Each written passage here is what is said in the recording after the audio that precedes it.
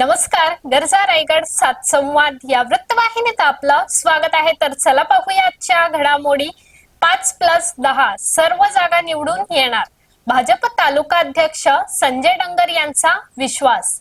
प्रचाराला शेवटचा दिवस शिल्लक असताना भारतीय जनता पार्टीचे तालुका अध्यक्ष तथा जितेगणाचे उमेदवार संजय डंगर आणि युवा मोर्चाचे तालुका अध्यक्ष स्वप्नील म्हात्रे यांनी गरजा रायगड सात संवादशी बोलताना विश्वास व्यक्त केला की 9 तारखेच्या निकालात आपल्याला स्पष्ट दिसेल की जिल्हा परिषदेच्या 5 आणि पंचायत समितीच्या 10च्या 10 जागा या भाजप, राष्ट्रवादी, आरपीआय महायुतीच्याच असतील।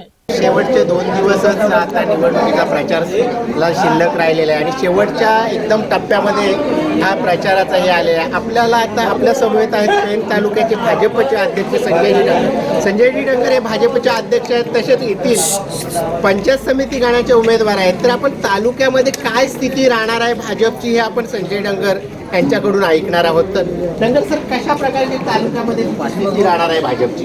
भाजप तालुक्यामध्ये पूर्ण 5 जिल्हा परिषद आणि 10 पंचायत समितीमध्ये मजबूत आहे।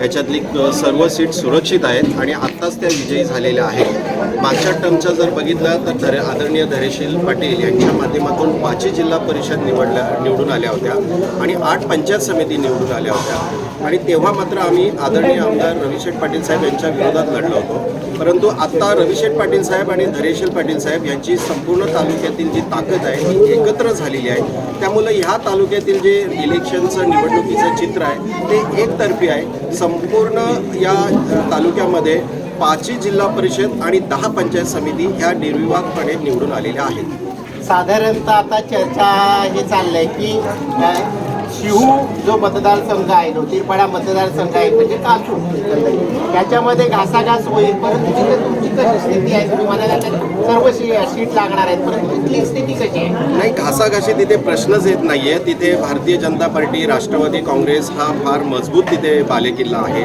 आणि आम्ही राष्ट्रवादी काँग्रेस, भारतीय जनता पार्टीतर्फे आम्ही जिल्हा परिषद म्हणून शर्मिला पाटील हा निवडणूक लढत आहेत की जे आदरणीय वैकुंठ पाटील यांच्या सौभाग्य आहेत आणि आदरणीय आमदार रविशेठ पाटील साहेब यांच्या त्या सून आहेत। त्यामुळे तिथे कुठल्याही प्रकारे काही गोंधळ होणार नाहीये।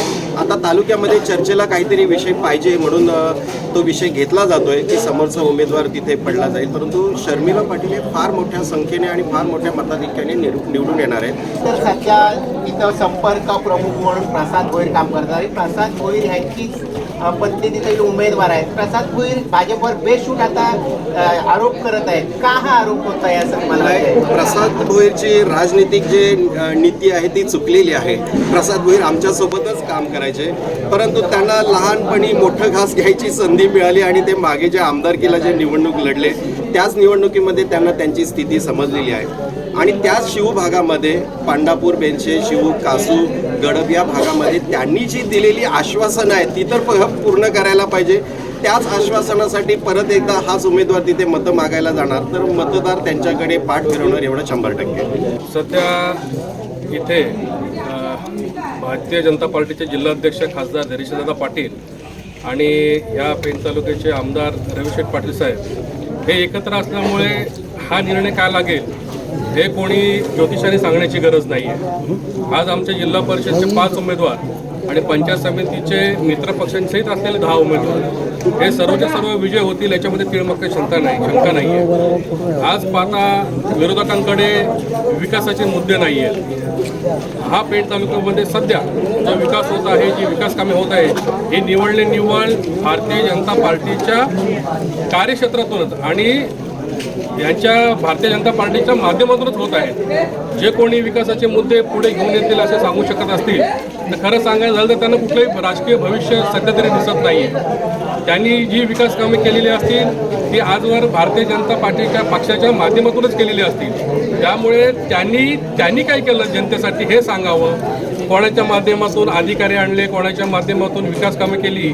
हे सांगत असताना ती भाजपच्या माध्यमातूनच केली हे सांगणं गरजेचं आहे।